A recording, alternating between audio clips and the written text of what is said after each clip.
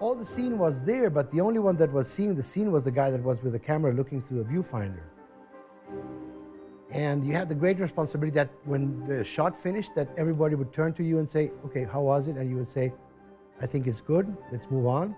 And that was a great responsibility because you had to wait 2 days to see if it was really good or not. In Africa on Gorillas in the Mist, we were lucky if all flights connected, we'd have our dailies back 4 days later, and it's too late. You can't reshoot. The rushes in the early days were so exciting. When you get the whole crew, from the accountants in the office and the production manager, and it was a festive time. Fish and chips would come in and we'd all sit round on the floor, and in Gallipoli, Peter would play music. He played it on the set for the actors, selected for the power of that scene. The whole crew were in tears, watching dailies. Film had a mystique about it. You create an image that you can't see until it goes for a bath and it's revealed. Something that has an obscure life, an underground life for 24 hours. The whole mystique about it is completely missing when you shoot digital. It's not going to come back ever. Yeah, everything that goes away is sad. Film as it was, the whole process was organic. Directors were there watching the actors. It's like making good fudge, you know? It just looks better, smells better, it's got a life to it.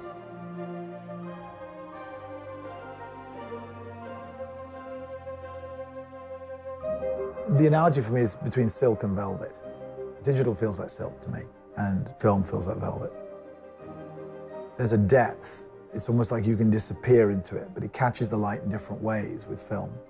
With digital, it feels a little less as if you can enter the world.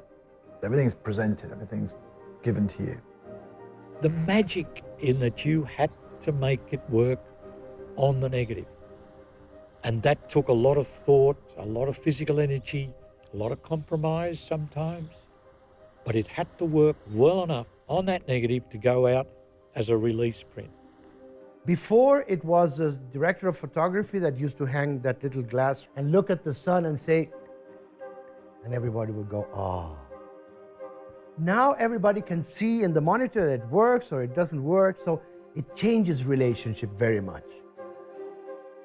The monitor disappointed me greatly because suddenly I could be checked. And a lot of the times I did cheat a bit.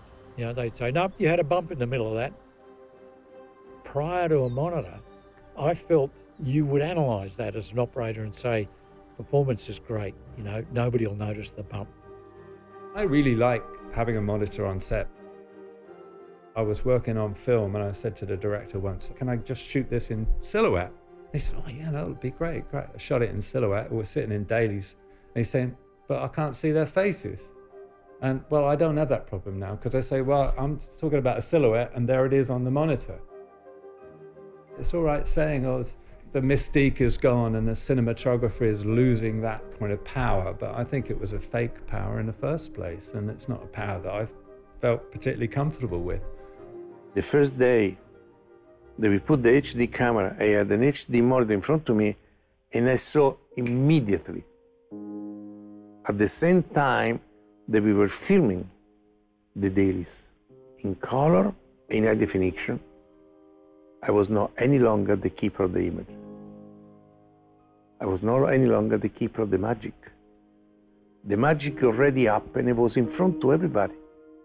And I realized that I was able to see exactly what I was thinking. And I say, my God, how fantastic it is. For the first day, I was whistling for the first time. Once we had aeroplanes with clackety old piston engine, and now we have the most beautiful streamlined jet planes. I believe the same with the cameras. We had one of the most wonderful eras with movie cameras and the development of it, the lenses, the cameras, the film negatives. But we've got to move on. The role of cinematographers changed in the sense of technology, but no, it hasn't changed in the sense that surely you're still that person that is overseeing the continuity of the image from the camera to the screen. A lot of the responsibility and the lack of sleep has gone, which is sad. You aren't really the director of photography anymore, in a way, the standalone creator of the image. And the whole responsibility, they're now on the shoulders of 6, 8 people who head departments that could amount to hundreds of people. And they can do it 80, 90% of it in post.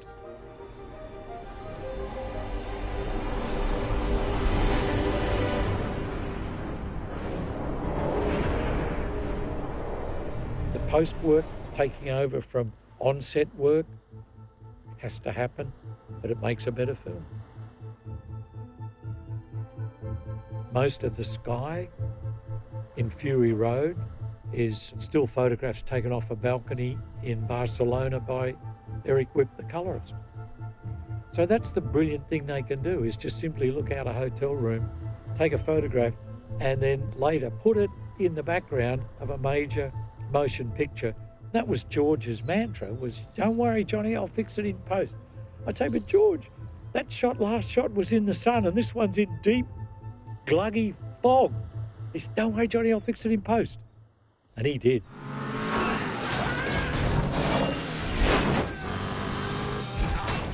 He did it by cutting the film to the pace that would make the audience so involved in it that they didn't have time to analyse for mistakes.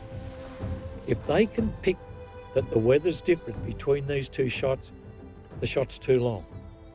To me, that's filmmaking. We've gained the possibilities of showing extraordinary things, which CGI can do, but film has lost its innocence. Because whenever people see now an astonishing shot, they say, oh, well, they did that in the computer. Before CGI, whatever we saw on the screen, it had occurred at some place in time. One of the very first films was the famous train coming into the station, the Lumiere brothers. And when they showed it to people, train coming towards them, they all ducked under their seats.